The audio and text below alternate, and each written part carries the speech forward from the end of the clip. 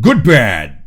Hello everyone and welcome to Good Bad, where we talk about the good and the bad in the wild world of professional wrestling. I'm MrWarrenHayes, and thank you very much for being here. You know, WWE over the past couple of months has been on a firing spree. They've been releasing all sorts of talent, some not quite surprising, but some very, very surprising, and it's been a lot of the talk of the town, I guess you'd say. Since then, some of the talent that was fired ended up being rehired by WWE. Samoa Joe was one of the high-profile firings, but he found a new place in NXT, and Zelina Vega just recently made her return to WWE on SmackDown. So it kind of got me thinking, who do I think has good chances of being rehired by WWE? And who doesn't have such good chances? Who's got bad chances of being rehired by WWE? So I've come up with a list, 3 good, 3 bad. But before we jump into the list, why don't you give this video a like? It's the simplest thing to do. Just click the button or tap it if you're watching this on your phone. Whatever. It's really, really easy. And you can also subscribe with notifications on if you want to get more of these types of videos. Plus, you'll get alerted when I do my live streams. I think you want that. Why don't we start with a wrestler who has really good chances of returning to WWE one day, and it's not that much of a stretch. Yeah, I'm not thinking outside the box too hard here. I'm talking about Braun Strowman to begin with. Braun is a WWE system guy. Oh, he's been depushed for sure throughout his entire tenure within the company, but he's WWE through and through. That is 100% sure. And I mean, despite the fact that he's had good times and bad times, the good times, the highs, were very, very high. Like when he was developing the monster among men personality and would do these crazy feats of strength, and that very, very high profile feud with Roman Reigns. I mean, you don't feud with Roman Reigns unless someone up top thinks you're something special, if you know what I mean. Of course, these highs were countered with some odd decision-making, let's put it that way, such as winning tag titles at WrestleMania 35 with a 10-year-old boy. Now, he said in the past that if he doesn't work for WWE, he'd probably be done with wrestling. And if you look at what he's doing right now, he's posted photographs of himself bulking up, looking fantastic. He apparently wants to get into bodybuilding. Don't know how true that is or not, but it's something that he has mentioned that he wants to sort of swerve into. The Braun Strowman firing will always be a bit of a mystery to me because he's tailor-made for WWE. He's a big guy who got charisma and he works the big guy style. And like I said at the start, he's a WWE system guy. He's been there from the start. So in my opinion, Braun was fired so they could rehire him down the road with maybe a smaller contract, because all the rumors point to Braun being paid insane amounts of money, especially for his position on the card. He's never said anything bad about WWE. He's a WWE guy through and through. It would be strange for his career to come to an end this way, and I don't think it will. In the meantime, he can continue taking pictures of himself bulking up and, hanging out with tiger cubs and just enjoying life until he heads back to Vince McMahon land. All right, let's talk about someone who I don't think has good chances of ever returning back to WWE.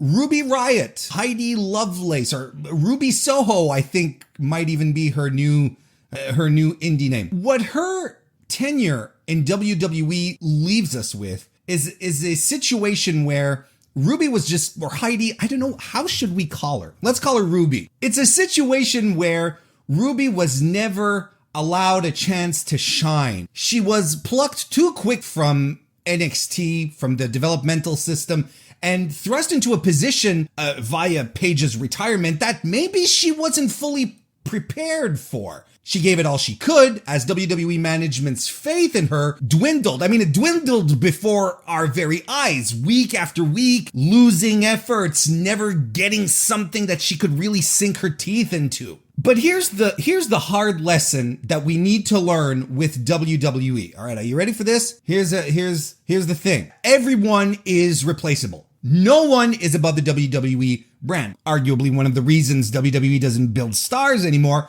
but I digress. Let's stay focused here, Warren. So let's say that you're a punk-style wrestler wearing leather jackets and spikes and you have green hair. Maybe WWE looks at its roster and says, hey, we've got another Punk-style wrestler wearing leather and spikes with green hair. Plus, there's one of them who's highly charismatic and extremely athletic. So WWE goes, why do we need two green-haired, leather-wearing Punk-style wrestlers? Let's just keep one. We'll keep the one that we feel has the most promise. And it sucks. It really does. Don't get me wrong. And for those who are familiar with Ruby's tenure on the independent circuit, we know she can go. I think she's going to have a great career outside of WWE. Promoters are going to be fighting for her, and she'll probably end up on another weekly television program. She has recognition value regardless. She has a built-in fan base.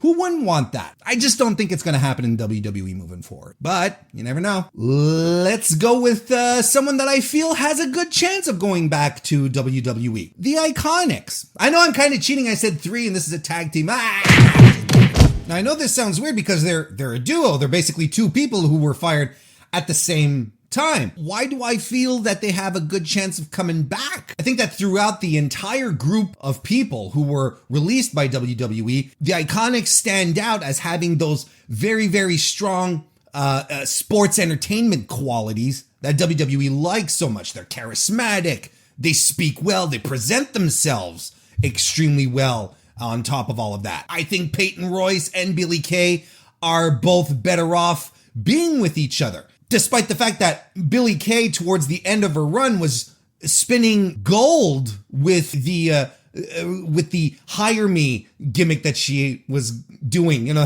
when she had her headshot and her resume printed on the back and she was just trying to get into some tag teams and stuff. Peyton's single run on Maine, well, I think you blinked and you missed it, because next thing you know, she was back in a tag team with Lacey Evans. The Iconics, as an act, have very, very, very strong chances of returning to WWE because they fit the mold. And sometimes, you know, well, absence makes the heart grow fonder and you kind of forget the things that you didn't quite enjoy as much. They were a well-liked act. Maybe a little polarizing, but the polarizing aspect is also part of pro wrestling. But a lot of people like the Iconics, I'll tell you that much. So yeah, I think they have good chances of coming back. Why am I speaking with my voice so high? I think a guy like Tony Nese doesn't have good chances of returning. One of the backbones of the WWE Cruiserweight division, one of the original Cruiserweight Classic guys,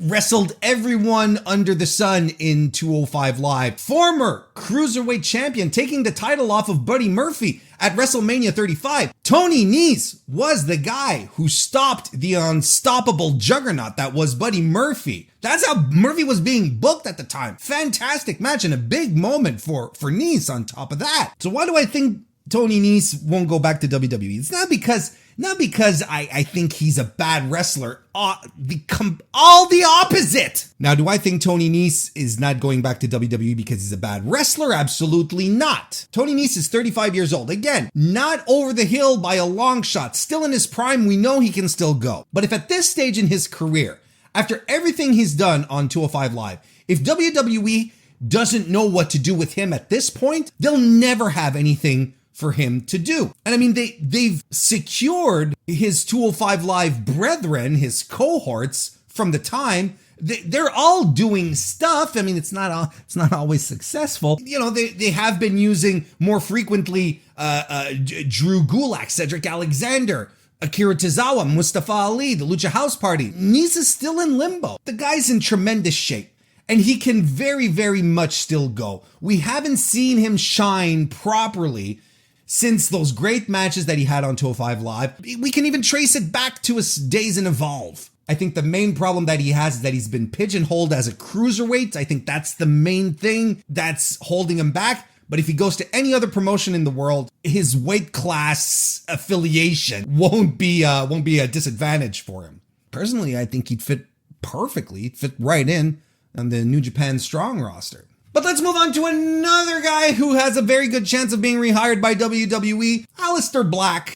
Full disclosure, I am a huge Aleister Black fan. I loved love Aleister Black in NXT. Everything they did with him was great to good, usually the other way around, but I'm mixing it up. His release was one of the shockers. Oh, absolutely. He had been in NXT for years at this point, and he was a huge mainstay during his time in NXT. Had some great feuds, was even NXT champion, was brought up to main roster in that really great tag team that he had going with Ricochet. Just fantastic stuff. But despite being booked really strong and given a winning streak that was never mentioned out loud on television, yet that was the case, there was something that just was not connecting on main. Who knows what the reasons are? We don't know exactly why he was fired, because from what we understand, Vince loves his ideas. He's not there anymore. But Aleister, you'll notice, did not burn any bridges. He didn't go do a series of angry tweets. He didn't show up to be bitter on someone's podcast. No, instead, he went out there, took to streaming on his own accord, talking about how everyone in WWE loved his creative ideas, right? Vince loved them so much. I mean, he sort of became the butt of a joke at the same time, and you have to wonder what the logic is. You know, if Vince likes your ideas so much, then why are you at the why are you at the unemployment line right now? But this is a guy who has, maybe they can give that back to him. He had an aura about him. They really could have booked him into something special because he has a whole series of intangibles that just make him who he is, if booked properly. And it could be just as simple as what I was saying earlier in regards to Ruby Riott. You know, if you already have one spooky character in Bray Wyatt, do you really need another spooky character with Aleister Black? There's just too many spooks spoiled the show. Ooh, you suck! But yeah, I definitely foresee Aleister Black returning to WWE. And now let's wrap this up with one last individual who I feel doesn't have a good chance to return to WWE, and that is Mickie James. True to form, wrestling legend Mickie James. Mickie gave WWE some of the best years of her career. This is the second time that they fired her, having done it in 2010, where she wrestled in TNA and a bunch of indies on top of that. And then she got another tryout match in 2016 at NXT TakeOver Toronto, where she wrestled Asuka for the NXT Women's title. That brought her back into the WWE picture. They hired her back, put her on main, had her do a bunch of stuff. But over the past couple of years, yeah, she got injured, granted, but she was also used very, very sporadically, and maybe not used in the best way possible. As a very, very seasoned veteran, she could have been put to use to guide some of the newer talent that WWE was trying to build, like Mandy Rose and Liv Morgan, help them develop more confidence in the ring. Said it once, I'll say it a million times. You can do all the training in the PC that you want. It's not until you actually get in front of a crowd, in front of live cameras, that the whole reality of what a professional wrestling match takes form. So having someone like Mickie who's seen it all, who's done it all, having her guide the new talent is invaluable as far as a resource goes. You know, it became clear what WWE's role for her was when they put her on that Legends night. You remember? Like with the Legends. Or like, wait, has Mickie retired? And yet she ended up getting her release. Famously, you know, receiving all of her belongings in a trash bag. And she's vented her frustrations out online as well, about how backstage works at WWE and how not very receptive they are at ideas and new creative directions. So at this point, you really have to wonder, you're like, why would Mickie ever go back? There's really no reason for her to do so. She's secured a gig at the NWA, which is fine. She'll be running a women's show this August exclusively for women, something that she'd been wanting to do with WWE, but was just being stonewalled. And I'm sure she'll have multiple projects at her fingertips that she'll just be itching to get involved in. And you know, you kind of wonder, you know, when you do have a legend of the caliber of Mickie James, and who has worked for your company all these years and has been a very instrumental part in helping women's wrestling grow in WWE, it's really curious. You have to wonder sometimes just how much the women's evolution really does matter for WWE if they can't treat one of their legit veterans like one. I don't think third time's the charm here, folks. Well, that's it for this episode of Good Bad. Hey, before we go, I want you to tell me, are there any recently released wrestlers who you feel have a good chance of returning to WWE? Are there wrestlers that you feel don't stand a chance in hell? I want you to tell me what you think. If I left off anyone egregiously off my quick little list here, let me know in the comments below. Thank you everyone for listening and tuning in. We'll see you next time.